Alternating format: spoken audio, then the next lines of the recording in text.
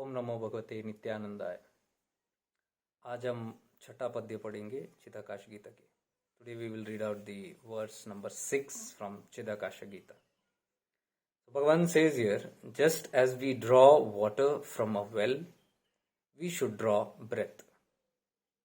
जैसे हम कुएं से पानी निकालते हैं उसी प्रकार से हमको श्वास भी लेनी है। हम आगे देखेंगे।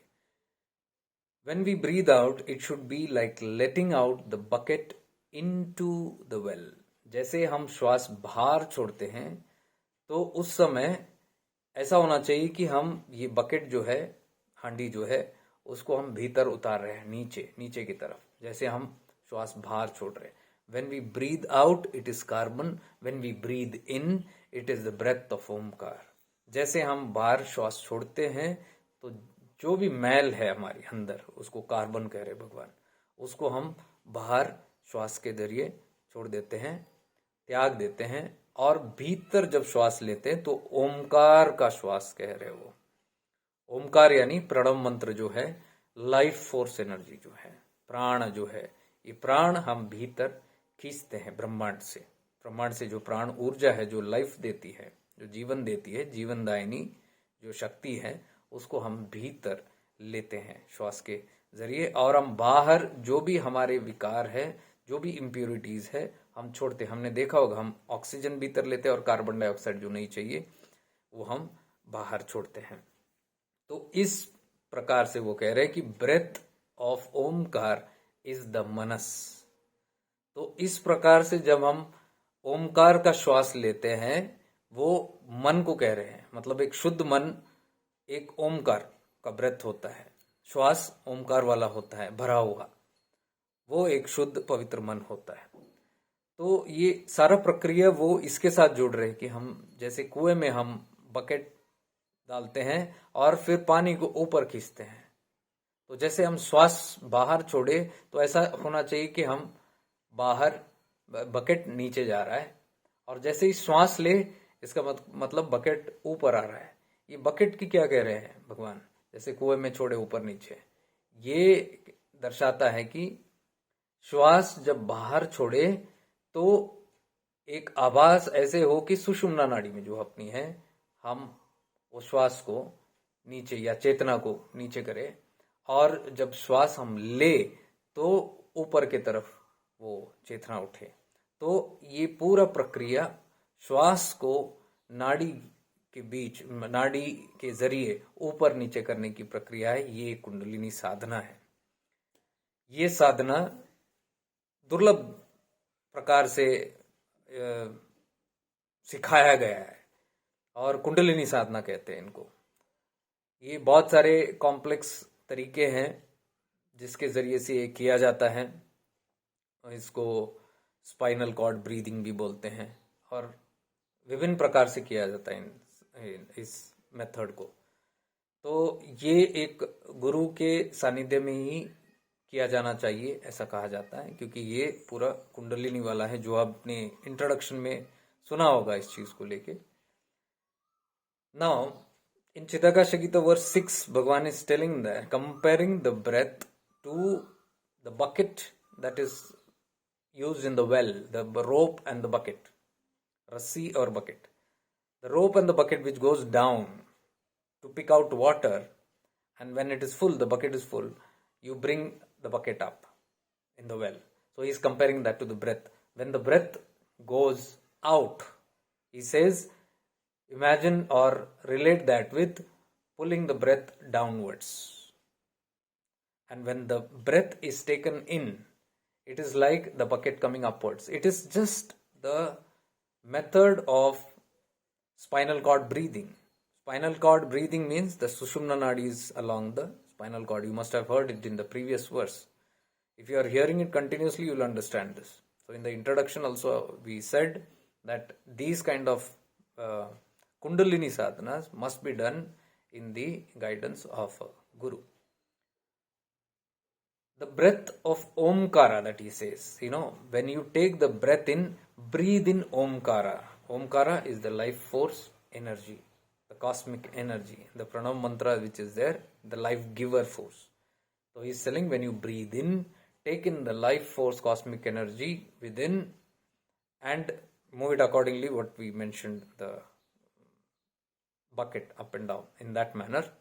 And what you breathe out is breathing out all the impurities that you have within. So this, you just keep an idea or a feeling or that awareness that when you breathe in, you are breathing in the life force energy, deep complete breath, and when you breathe out, you are breathing all your impurities, all your vasanas, vikaras and all that. So in this manner, what happens is the breath gets purified and the mind gets purified. That is why he says in the end of this verse that the breath of Omkara is Manas. So he is relating that to the breath of Omkara. The purified breath makes the purified mind. Again, you can see the whole verse till 1 to 6 is again related to the purification of the mind with the intention that it should dissolve in the end of the journey. तो यहाँ पे भी आप देख रहे हो 1 से लेके 6 पद्य तक अभी भी मन की शुद्धिकरण की ही बात कर रहे हैं भगवान.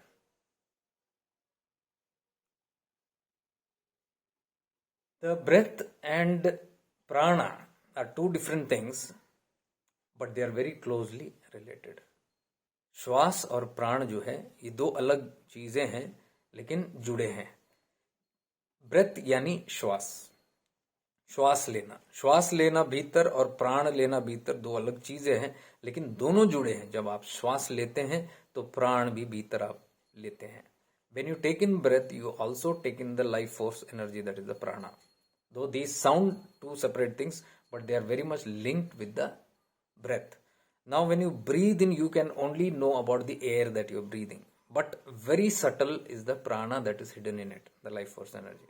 जब आप श्वास भीतर लेते हैं तो आपको सिर्फ आभास श्वास का होता है, लेकिन उसके भीतर ये हवा के भीतर भी सूक्ष्म रूप में प्राण होता है. तो एक्चुअली जब आप ब्रीद इन ब्रीद आउट कर रहे हो, श्वास भीतर और बाहर कर रहे हो, तो आप प्राण संचालन भी कर रहे हो उस चीज से. ये बहुत गहरा ताल्लुक है प्राण और आपके श्वास के. Your breath and prana are very closely interlinked with your mind. When the prana is too much, is high, the mind is active because it gets all the activation. The mind is fully active. And when the prana is very low, the mind activity goes down and it becomes very silent. जब श्वास आप लेते हैं और प्राण संचालन बहुत ज्यादा होता है तो मन उत्तेजित होता है, ज्यादा प्रकाश होता है उसमें, मन में प्राण का, प्राण संचालन ज्यादा होता है. और प्राण अगर बहुत कम ले तो मन की जो ये ऊर्जा है और जो प्रकाश है, जो एक्टिविटी है, वो कम हो जाती है और धीमे धीमे करके जीरो थॉट पे आ जाती है. यानी कि ध्यान की अवस्था में पहुंच जाते हैं हम लोग, ध्यान की अवस्था आ जाती है. तो it brings in the mode of meditation when you know to regulate your breath. अगर आप आपके श्वास का संचालन सही तरीके से करेंगे तो आपको मन पर भी नियंत्रण मिलना शुरू हो जाएगा. This is how the science of mind and breath is. इतना हम श्वास के ऊपर हम ध्यान देते हैं. अभी आपने देखा होगा सब मेडिटेशन पे वगैरह श्वास के ऊपर बहुत ध्यान देते हैं, including the Buddhist also put a lot of attention on their breath because the breath and the mind is related because of this prana link that is there. So if you become very consciously, you breathe in very slow and deep breaths, means the prana is very light, very thin. So the moment you reduce your breath and make it more thin and longer, the mind relaxes completely and comes to zero thoughts. अगर आपने श्वास बहुत धीमे से लिया तो प्राण का संचालन भी बहुत धीमा और मध्यम होता है. उसके वजह से आपका मन पूरा निश्चल होना शुरू हो जाता है. निश्चल होते ही वो ध्यान की अवस्था में चला जाता है. तो this is how this breath and mind is related. It has a very close relation. Further we will go on as we proceed in the verses. जैसे हम आगे आगे बढ़ते हैं तो और खुलासा होता जाएगा इन सब चीजों पे. ओम नमो भगवते नित्यानंदाय।